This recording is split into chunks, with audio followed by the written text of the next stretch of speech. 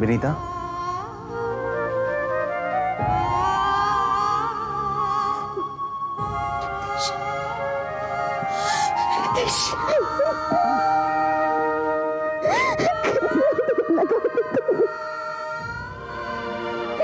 सब कुछ खत्म हो गया, सब कुछ।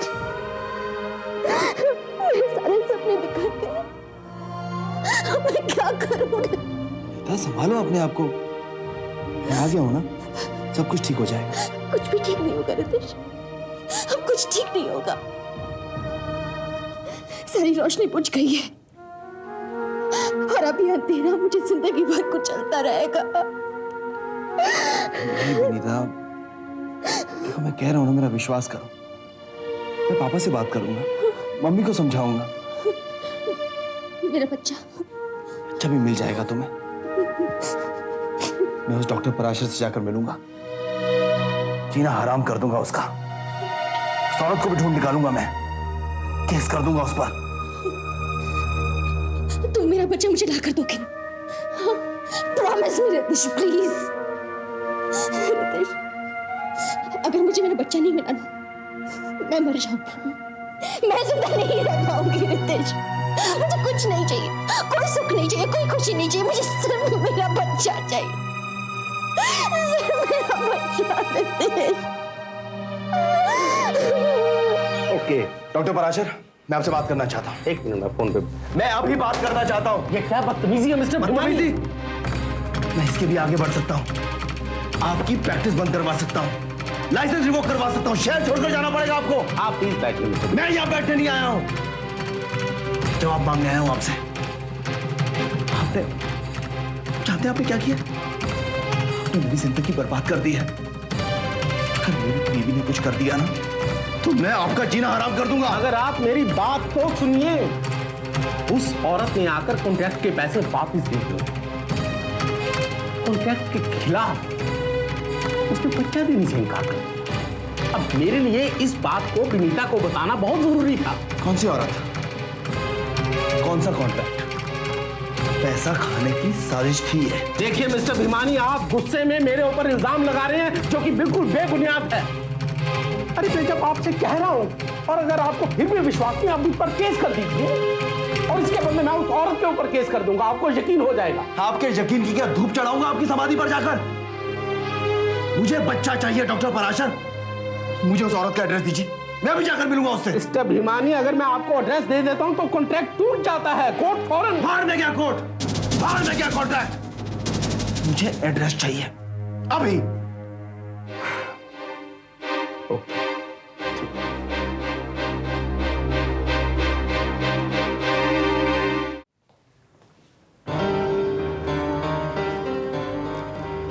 फूल लाए हो?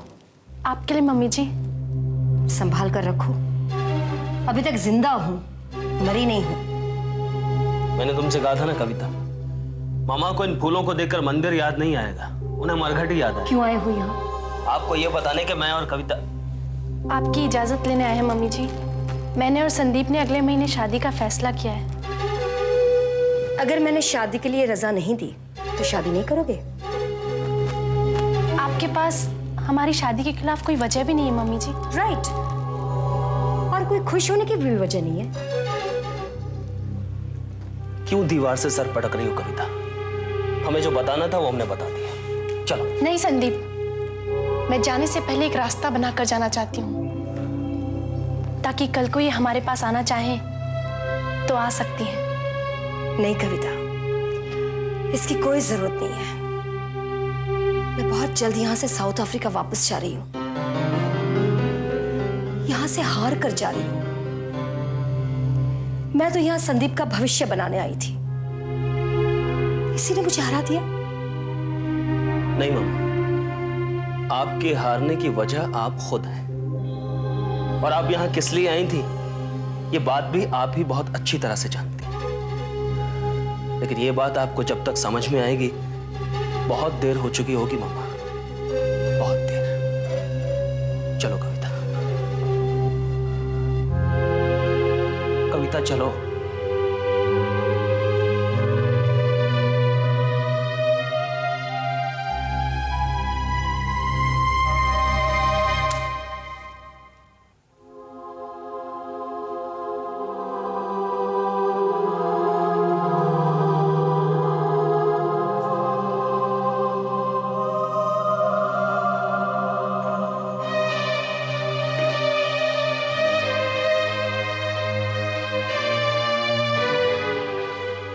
श्रेया,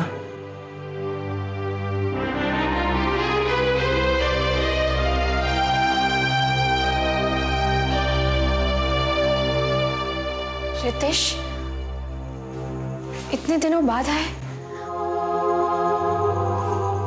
पापा तो बहुत दिनों पहले ही। आई एम सॉरी श्रेया, मैं कुछ महीनों से इंग्लैंड में था, अभी अभी लौटा हूँ। बहुत कोशिश की उनका ऑपरेशन करवाने की, नहीं कर पाई। लेकिन तुमने मुझे पहले क्यों नहीं बताया?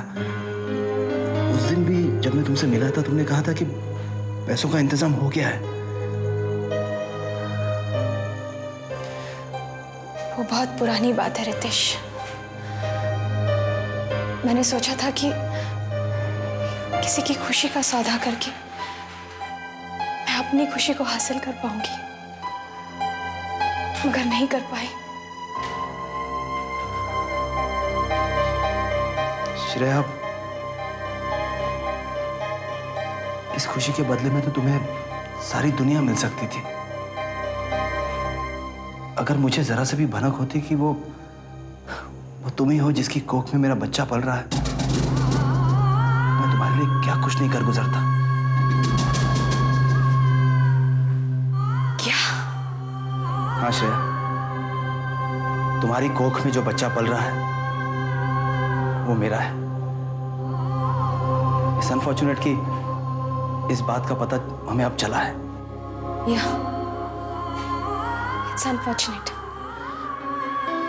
अगर मुझे भी पहले पता होता तो बहुत कुछ नहीं होता। मगर श्रेया, मुझे इस बात की खुशी है कि तुम्हारी कोख में मेरा बच्चा हिफाजत से है। लेकिन अब मेरे पापा नहीं रहे ना, जानते हो, मैंने 4 आदमियों को पैसे देकर उनकी अर्थी शमशान तक पहुंचाई। अपने इन्हीं हाथों से मैंने उनकी चिता को आग दी। अब मेरा इस दुनिया में कोई नहीं है रितेश।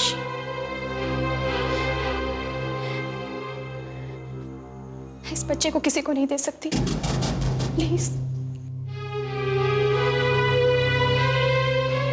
श्रेया, मुझे इस बात का बहुत दुख है कि इस दुनिया में तुम्हारा अब कोई नहीं रहा, लेकिन इसका बदला तुम मुझसे तो नहीं ले सकती ना? मैं किसी से किसी चीज का बदला नहीं ले रही हूं।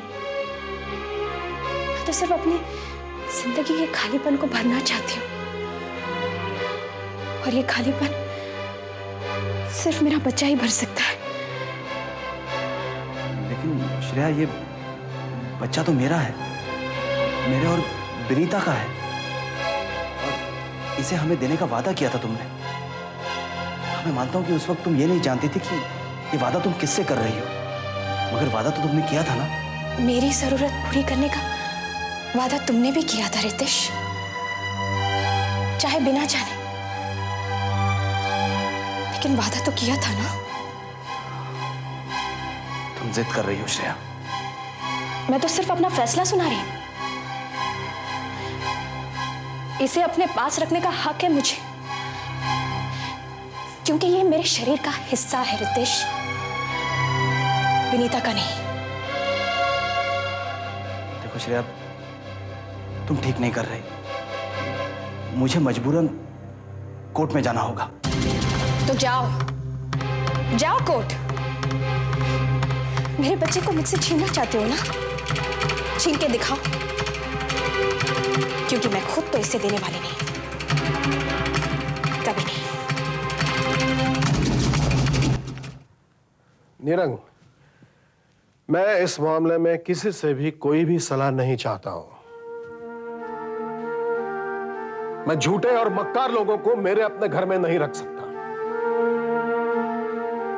बाप के पैसों की लालच में आके उन दोनों ने इतना बड़ा झूठ बोला, इतना बड़ा झूठ, और वो भी इतने दिनों तक।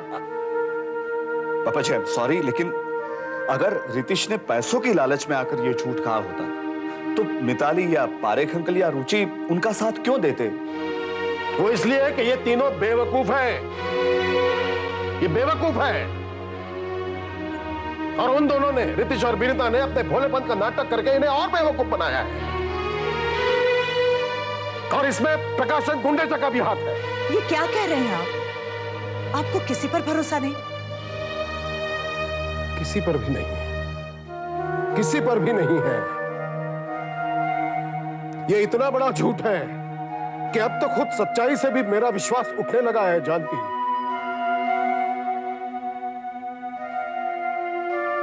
सच्चाई नाम की कोई चीज होती भी है दुनिया में? ये सच्चाई सिर्फ एक ख्याल ही है। इतने झूठ के बीच आसानी से रहने के लिए इंसान ने एक सच नाम का खिलौना तैयार किया है, जिसके साथ वो जिंदगी भर खेलता रहता है। पापा जी, मेरे मन में भी ये सवाल हमेशा उठता है कि क्या सच जैसा वाकई कुछ होता है किसी के पास? आपके पास है? क्या मतलब है तुम्हारा? मतलब ये कि आपने भी तो जिंदगी भर झूठ के सहारे ढूंढे हैं। आपने भी तो हमें नहीं बताया कि आपकी 5 औलादों में से एक औलाद आपकी नहीं, किसी और की है। वो झूठ मेरे पूरे परिवार को बचाने के लिए मैंने अपनाया था। ये झूठ परिवार को बर्बाद कर रहा है। ये फर्क है, ये दो झूठ में ये फर्क है। दुनिया में हर झूठ किसी न किसी को बचाने के लिए पैदा होता है। इसलिए सच्चाई की अहमियत होते हुए भी झूठ का इतना फैलाव है। हर किसी को लूट जाने का डर लगा रहता है यहाँ। तो फिर रितिश क्या बचाना चाहता था? पूरे भीमानी खानदान की जायदाद या उस जायदाद से उसका अपना हिस्सा? रितिश आपको बचाना चाहता था पप्पा जी, निराशा से, पोता न होने की नाउम्मीदी से। तो बच्चा गोद ले सकते थे वे लोग। आपको अपना वारस चाहिए था पप्पा जी। शायद आप उस गोद लिए हुए बच्चे को अपना वारस ना समझते। आप विनीता के त्याग को तो देखिए। ये त्याग नहीं है निरंग, ये स्वार्थ है, सिर्फ स्वार्थ है उनका। वरना वो मुझसे पूछते, बगैर मुझसे पूछे, बगैर मुझे बताए मुझे क्या अच्छा लगेगा, मुझे क्या बुरा लगेगा, इसका फैसला उन्होंने ही कर लिया। मुझे पूछने की जरा भी दरकार भी नहीं की। और ऊपर से विनीता शिखा प्रशांत को बचाने चली थी। अब समझ में आ रहा है क्यों बचाने चली थी। उस बच्चे को गोद लिया समझकर अपना लीजिए, इतना तो कर सकते हैं हम। नहीं, बिल्कुल नहीं। वो लोग और वो बच्चा मुझे मरते दम तक इस फरेब की याद दिलाते रहेंगे। बिल्कुल नहीं, उनके लिए इस घर में बिल्कुल जगह नहीं है। आपकी जिद कुसुम के श्राप को सच कर देगी पापा जी।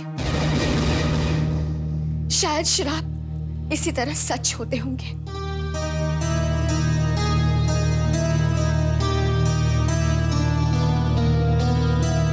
अरे नहीं नहीं लूना नहीं, छो जा, छो जा, चुप हो जा।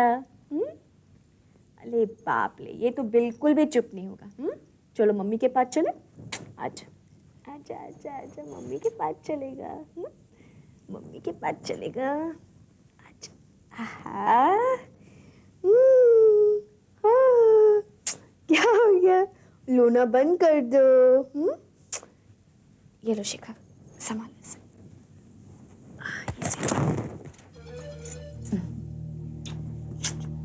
शिखा, तुम्हें अब भी नहीं लगता कि तुम और प्रशांत इस घर की अशांति के लिए जिम्मेदार हो? सिर्फ हम लोग ही नहीं भाभी, विनीता और रितिश ने जो किया है ना, उससे पापा जी को ज्यादा दुख पहुंचा है। तुम अपनी गलती छुपाने के लिए विनीता और रितिश पर इल्जाम लगा रही हो? दोष आप हम पर लगा रही हैं। मैंने तो सिर्फ सच बोला है। ऐसा सच किसी काम का नहीं होता है जो किसी के हंसते खेलते घर को उजाड़ दें। आप कभी हमारे फेवर में बात करेंगी? नहीं ना? क्या मैं जान सकती हूँ क्यों? शिखा, अपने अंदर झांक के देखो, अपने आप से सवाल पूछो, जवाब तुम्हें खुद ब खुद मिल जाएगा। मैं जवाब देने नहीं, आप सवाल पूछने आई है। और क्या हुआ अगर मैंने कह दिया कि मेरे पेट में बेटा है? सवाल बेटा है बेटी होने का नहीं है। तुमने पापा जी की भावनाओं के साथ खेल किया है और तुम्हें माफी मांगनी चाहिए। और क्या गारंटी है कि पापा हमें माफ कर देंगे? माफी मांगना तुम्हारा फर्ज है शिखा। देना है नहीं देना पापा जी की मर्जी है।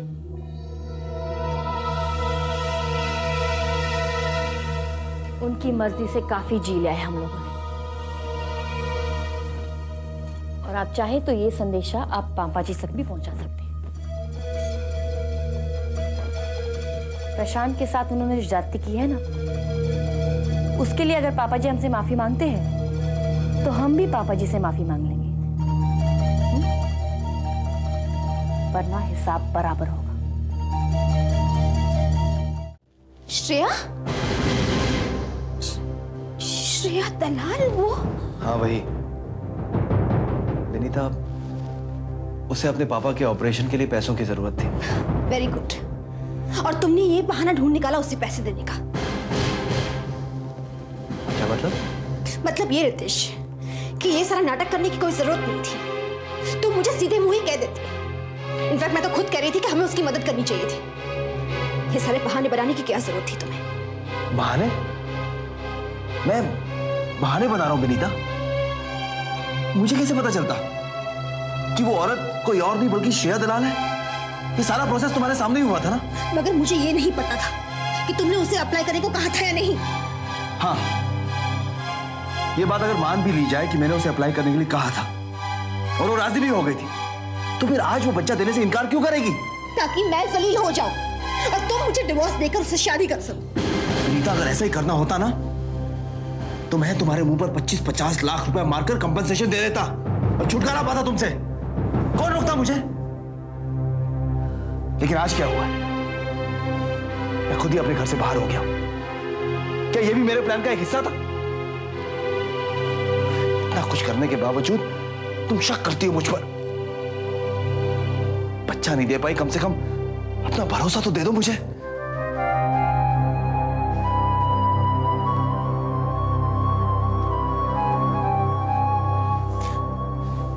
I'm sorry। देखो मैं कुछ भी बोल गई, मैं मानती हूँ, मगर ये ख्याल बुरा तो नहीं है ना?